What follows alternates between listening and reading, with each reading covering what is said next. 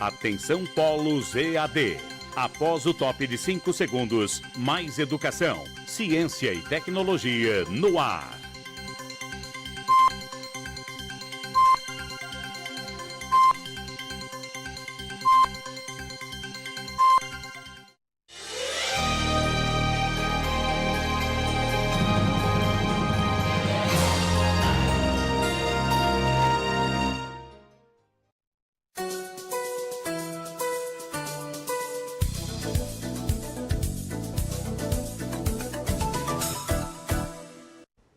Bom dia, estamos de volta a mais uma aula de gestão de educação escolar.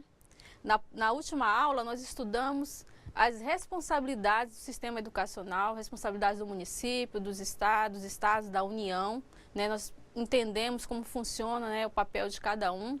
Nós estudamos também os paradoxos que refletem aí na nossa gestão democrática.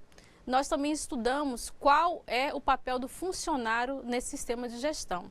Na unidade 3, a gente vai aprofundar mais como se faz isso na prática. A gente vai entender o processo de operacionalização dessa gestão. Então, vamos agora para a unidade 3. Então, gestão democrática da escola pública. Concepções e implicações legais e, como eu falei, operacionais. Vamos ver, vimos aqui uma imagem de participação, de reunião, que reflete aí a nossa questão da gestão democrática. Começando falando dos artigos 14 da lei, da nossa LDB, de Lei de Diretrizes e Bases da Educação Nacional, e o artigo 22 do Plano Nacional de Educação, PNE, que indica que os sistemas de ensino definirão as normas da gestão democrática do ensino público na educação básica, obedecendo, claro, aos princípios da participação das comunidades escolares e locais em conselhos escolares. Isso quer dizer o seguinte: nós temos o sistema do Estado, né, eles vão definir, né, como vão funcionar, mas também tem que obedecer o principal princípio, que é da participação das comunidades, dos pais, né, dos professores. Então, nosso sistema define, né, no sistema educacional estadual, municipal define como funciona esse sistema dentro da escola, mas tem que obedecer, claro, o princípio da participação de todos. Devemos deixar bem claro, nesse próximo slide, que democracia na escola, por si só, vou até marcar, por si só, não tem significado. Ela só faz sentido se estiver vinculada a uma percepção de democratização da sociedade. Então, não adianta falarmos em democracia na nossa escola se nós, enquanto sociedade, não entendermos que a democracia é fundamental para o nosso convívio, para o nosso cotidiano. A nossa participação como cidadão.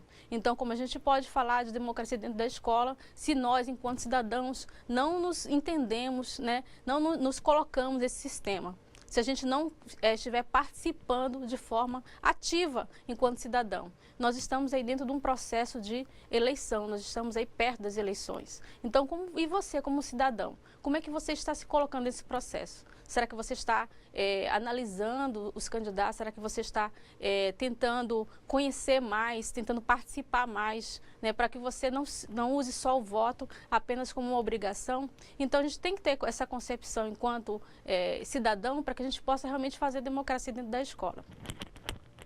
Então, vamos aqui para o slide.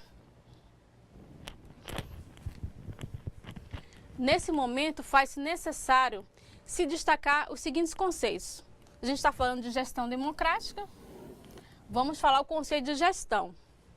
É a forma de planejar, organizar, dirigir, controlar e avaliar um determinado projeto. Veja bem, um determinado projeto. A gente tem aqui uma meta, uma ação a ser definida. Sinônimo de administração, que a gestão visa a racionalização de recursos materiais, recursos humanos e tem por meta o alcance de determinada finalidade, como eu falei. A gente tem aí um objetivo ao ser alcançado. E a gestão escolar, que é uma forma diferente de gestão. É uma forma de organizar o trabalho pedagógico que implica visibilidade de objetivos e metas dentro da instituição escolar. Implica a gestão colegiada de recursos materiais e humanos, planejamento de suas atividades, distribuição de funções e atribuições na relação interpessoal de trabalho e partilha do poder. Vejam bem, que a gestão escolar ela envolve muito mais do que gerir recursos financeiros, né? Ela envolve gerenciar recursos humanos, ela envolve partilha de poder. Então, isso não pode ser feito, o diretor, o gestor, ele não pode realizar tudo isso sozinho. Ele precisa partilhar todas essas atribuições, que são muitas. Então, a importância de conhecermos qual a função, o que a gente pode interferir para que a gente possa ajudar a gerenciar essa escola, ajudar a contribuir nessa organização. Então, são muitas atribuições que o gestor não pode tomar para si, sozinho. Ele precisa partilhar, ele precisa entender como funciona todo esse processo. E nós, funcionários, claro, precisamos estar juntos com ele. Então, a gestão escolar diz respeito a todos os aspectos da gestão colegiada e participativa da escola e na democratização da tomada de decisões. Que a gente vem entendendo que realmente isso está difícil, né? Muitas escolas têm dificuldade de partilhar, de democratizar algumas decisões. Essa tomada de decisões é um processo que realmente tem que ser construído, que não é fácil ser, não é de uma hora para outra. A participação dos profissionais da educação, dos pais, dos alunos e da comunidade nas atividades da escola. Esta é uma das competências do gestor escolar. Criar formas, vou marcar...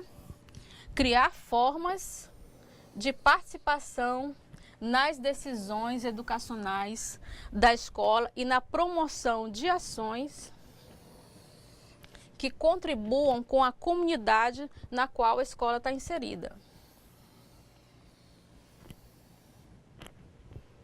Vejam bem, partilhar decisões não é tarefa fácil, né? A gente sabe que muito tempo a gente passou com um sistema de gestão centralizadora. Então, o diretor ele é responsável por todas as decisões, chamavam os funcionários apenas para compartilhar o que já havia sido decidido. Então, é um processo a ser construído continuamente, né? Dia a dia, no cotidiano, né? O funcionário, às vezes, ele se pergunta de que forma eu posso participar, de que forma eu posso intervir nesse funcionamento da nossa escola, como é que eu posso expor a minha opinião sobre determinado assunto. Então, essas perguntas são algo que a gente vai ter que discutir no decorrer da disciplina. Nós temos algumas aulas que a gente vai colocar aí como o funcionário pode realmente compartilhar das decisões. Cabe ao gestor escolar buscar a participação dos diversos segmentos que compõem a escola, profissionais da educação, alunos, pais e comunidade. Desde o planejamento, na organização, execução do projeto político-pedagógico, que a gente tem que deixar bem enfatizado, pois ele é um instrumento de organização do coletivo e de como a escola pretende intervir na formação do educando. É a sua identidade, o elemento norteador de todas as atividades que serão desenvolvidas. Então, o PPP, ele é o que sistematiza todas as ações, o que a escola tem como missão, o que a escola tem como objetivo, onde a escola pretende chegar, está definido no PPP. Então, isso não pode ser definido de forma individual. O gestor ele não pode selecionar algumas pessoas e dizer, olha, não precisamos construir o PPP, sem a participação da comunidade, sem a participação dos funcionários. Então, como eu falei na outra aula, não seria a cara da escola, seria o espelho do diretor. A gente precisa trazer o coletivo para participar. Eu só posso me envolver quando eu participo. Então, esse trabalho de composição do PPP, ele é um trabalho demorado. Muitas escolas se eximem de trazer o coletivo para participar, porque realmente é demorado você trazer todas as pessoas para poder compor, para poder omitir opiniões, às vezes colocar opiniões que não estão de acordo com o que o gestor queria ouvir, né? Você caracterizar a comunidade, você realizar umas perguntas com os questionários. Então, isso tudo demanda tempo. Então, mas só que a gente não pode eximir a participação das pessoas, a gente não pode tirar esse direito que as pessoas têm, que a comunidade tem, de participar de um documento tão importante que é o PPP, que é o elemento norteador de toda a ação pedagógica da escola.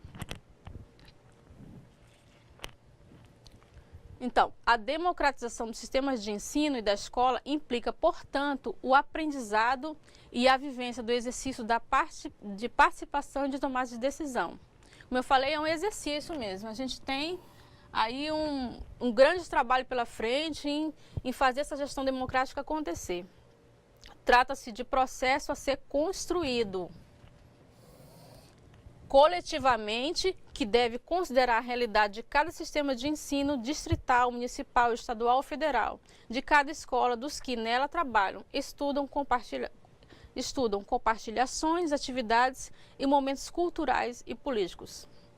Então, quando eu falei da questão de caracterizar a comunidade, então a construção do PPP, ele tem que levar em conta que comunidade eu tenho ao redor da minha escola, quem são os pais, né, dos alunos que frequentam a escola. Né, como eles são evangélicos, eles são católicos, eles são a maioria de zona urbana, rural, isso tem que ser levado em conta, porque a gente realiza eventos, a gente realiza palestras, a gente realiza seminários, a gente realiza reuniões, então eu preciso saber a que público eu me direciono. Então, o diretor, o gestor, ele tem que ser um líder que estimule essa caracterização, esse conhecimento da comunidade para poder ser construído um projeto que realmente reflita os anseios da comunidade que está em volta da minha escola. Temos que deixar claro que é fundamental compreender que esse processo não se efetiva por decreto, portaria ou resolução, mas deve ser resultante, sobretudo, da concepção de gestão e da capacidade, por parte dos diferentes segmentos, de participação e de explicitar princípios voltados para o bem comum. Então, esse processo ele não vai ser construído, ele não vai ser determinado por decreto, por resolução. Você tem na lei garantido a gestão democrática, a eleição de direção de escola, de gestor de escola, mas isso aí não por si só, ela não vai validar a gestão democrática dentro da sua escola. Você precisa ter claro essa concepção de democracia, você precisa ter claro que você pode participar, sim, da gestão da escola. Então, um decreto, por si só, ele não vai resolver o problema de uma escola centralizadora, de uma gestão centralizadora. É preciso você realmente entender que você pode contribuir, sim, para uma gestão mais democrática. Então, vamos aqui para o projeto político-pedagógico, o instrumento norteador aqui das ações da escola, das ações pedagógicas. O projeto político-pedagógico, como instrumento de organização da escola, deve ser fruto de pesquisa sobre a realidade escolar, como já foi falado, e uma reflexão acerca das diferentes concepções de sociedade, educação e escola existentes entre os participantes, ou seja, entre os funcionários, pais, né, alunos, o próprio gestor. Então, o Veiga ele trouxe para a gente essa definição de projeto político-pedagógico que realmente engloba todas as ideias, tudo que a gente tem realmente para saber, para conhecer sobre o PPP. O projeto político-pedagógico é o resultado das discussões para definir ações e os caminhos a serem construídos com o envolvimento e a responsabilidade de todos que fazem parte da instituição escolar. Caminhos, ações, objetivos, não tudo dentro do projeto. A partir do momento em que a escola consegue, no coletivo, construir e realizar seu projeto político-pedagógico, exercita a democracia e a autonomia política e pedagógica, propiciando uma educação de qualidade. Vamos grifar, destacar essa palavra aqui, autonomia. A gente tem dois instrumentos fundamentais dentro da escola, que é o regimento interno e o PPP. Essa autonomia só pode ser realmente construída se você tiver esses dois instrumentos bem definidos. Você pode realmente realizar o seu sistema de recuperação, o seu modo de recuperação dentro da escola, como a escola deseja, de acordo com a sua realidade. Você pode criar mecanismos de aprendizagens, você pode criar instrumentais, desde que você tenha bem claro e definido esses objetivos dentro do PPP. Então, essa autonomia realmente é difícil, a gente se desvincular de um sistema que diz que a gente tem autonomia, mas define algumas coisas que você acha que a escola não tem nada a ver com a escola. Então, essa autonomia ela é construída. Você pode buscar, se você acha que a sua escola o aluno realmente tem mais aprendizagem com a recuperação semestral, com a recuperação bimestral, ou se a sua escola realmente, não, eu acho que a recuperação final, ela se enquadra melhor dentro dos objetivos da minha escola, então você pode definir isso dentro do regimento interno, dentro do PPP. Mas você precisa deixar isso bem claro para a Secretaria de Educação, para que você possa realmente expor de que forma o aluno vai atingir aquela aprendizagem. Então, a autonomia tem que ser construída, mas ela tem que ser muito bem elaborada para que as pessoas que estão ali recebendo aquela informação entendam e compreendam como funciona. Então, a construção coletiva do projeto político-pedagógico, à medida que envolve todos os atores do cenário educacional, é um aprendizado da gestão democrática e participativa, pois a democratização implica, portanto, compreender a cultura da escola e dos seus processos, bem como articulá-los com as relações sociais mais amplas. Então, muitas vezes a gente não conhece, então a gente vai repetindo sempre, conhecer a realidade do entorno ali da escola, das pessoas que fazem parte, que frequentam, dos atores, e isso é fundamental, porque a gente às vezes, não respeitando a cultura da comunidade, a gente pode criar algumas situações constrangedoras. Então, é fundamental que o gestor conheça o seu entorno, conheça os atores fundamentais que fazem parte do processo de ensino-aprendizagem, mas também não só a comunidade externa, mas principalmente a comunidade interna, para que ele possa expor dentro do projeto ações que realmente vão favorecer aquele engrandecimento daquelas pessoas que são definitivas, são fundamentais dentro do processo.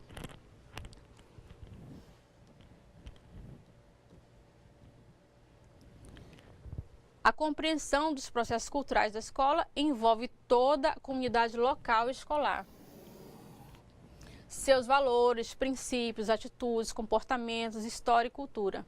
Nesse sentido, a gestão democrática contribui para democratizar as instituições e as práticas sociais. Veja bem, se eu tenho no meu entorno uma comunidade, na sua maioria, evangélica ou católica, a gente pode engrandecer essa cultura, ou se a comunidade ela é mais, todos que moram no entorno são urbanos, né, centrais, a gente pode trazer atividades que vão enfatizar essa cultura. Então a gente tem que realmente priorizar, conhecer os atores que realmente fazem parte da nossa escola. Falando em projeto político-pedagógico, vamos conhecer a importância, né? A importância do projeto político-pedagógico e do trabalho coletivo na escola. Então, a gente tem a imagem aí, das pessoas aí na união, né? Claro que favorecendo sempre a escola. A união favorece, claro, a escola, né? O professor e a comunidade, né? É difícil a gente ter essa parceria, mas a gente está buscando isso para a gente poder realmente ter uma educação, claro, de qualidade.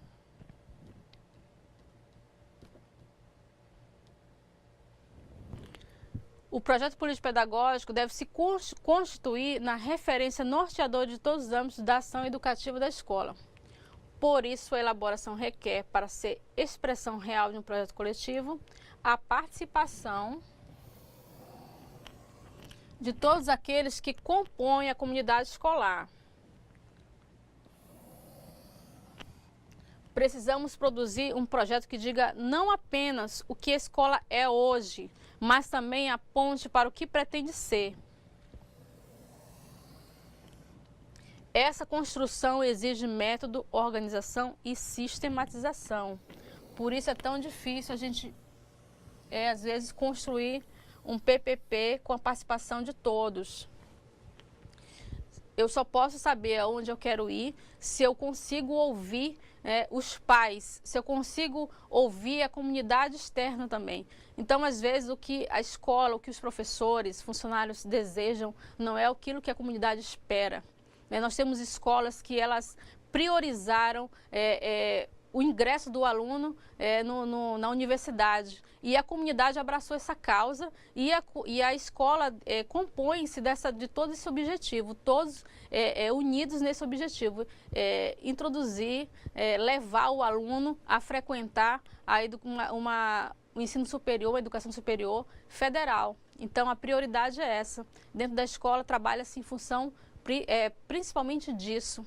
Então, ouviu-se a comunidade, ouviu-se os professores, ouviu-se os alunos. E a minha comunidade, a minha escola, qual é a prioridade?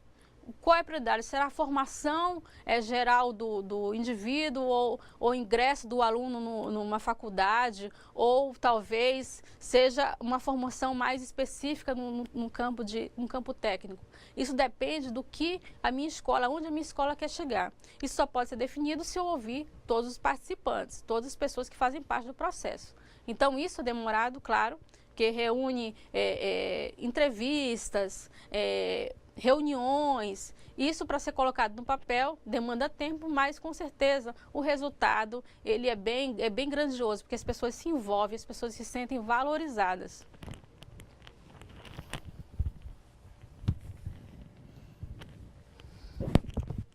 A discussão sobre o projeto político-pedagógico implica entendê-lo, portanto, como um dos principais instrumentos para a organização do trabalho e das atividades da escola, e particularmente para a definição de sua própria organização pedagógica. Sua construção deve ser coletiva, de forma a atender às necessidades da escola e da comunidade na qual se insere, as necessidades da escola e claro, da comunidade. Para organizar o projeto da escola, faz-se necessário pensar nas finalidades. Aí vem as finalidades cultural, política, social, profissional e humanísticas, as quais a escola se propõe, como alcançá-las e quais ações devem ser priorizadas. Então, foi o que eu falei. A gente tem que entender o que a escola propõe, o que a comunidade propõe para a escola, onde a escola quer chegar, para definir todas essas finalidades aí. Finalidade cultural. Visa preparar culturalmente os indivíduos para compreender melhor a sociedade em que vivem. A finalidade política e social busca formar os indivíduos para participarem politicamente na sociedade da qual fazem parte. A gente tem aí algumas escolas que realmente priorizam essa formação, essa finalidade, dão essa sustentabilidade aí para a escola, para os alunos, para poder ter um cidadão mais atuante. Finalidade de formação profissional. Propõe-se preparar o estudante para a compreensão do papel do trabalho na sua formação. Finalidade humanística tem como objetivo formar o estudante integralmente. E eu vou perguntar a vocês, qual é a finalidade da sua escola? Qual de todas essas finalidades que foram citadas aí, o que a sua escola se propõe? Como o aluno, ao sair da sua escola, deve estar preparado? Ela engloba todas as finalidades, ela dá prioridade a uma. Então, você sabe qual é a finalidade? Você, enquanto funcionário, você teve acesso ao PPP, você participou da elaboração? Então, essas são perguntas fundamentais. Com certeza, vocês devem estar comentando aí com o colega do lado. Alguns participaram, outros, às vezes, só contribuíram aí na finalização. Então, esse processo, realmente, como eu falei, demorado, lento, requer muito trabalho, mas quando a gente não participa, a gente se sente mesmo excluído.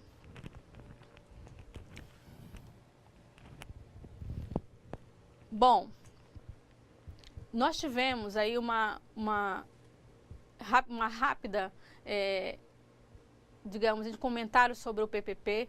Nós falamos aí da importância da construção desse projeto tão importante para a escola. Nós entendemos que sem a participação do funcionário, dos professores, da comunidade, realmente a gente fica numa escola que não se compõe de forma democrática. A gente precisa tirar da cabeça que gestão democrática só se faz com eleição para a direção. Isso é apenas um dos quesitos fundamentais para a gente compor a gestão democrática. Eleição é um dos quesitos, mas a gestão democrática é algo que muito mais abrangente. A participação é o que define se você tem uma gestão democrática na sua escola ou não. Então, a gente vai ter outros assuntos na próxima aula e a gente espera aí que a gente possa engrandecer esse debate e reflita na sua escola aí como se compõe a gestão da sua escola, ok? Um bom dia para todos e até a próxima aula.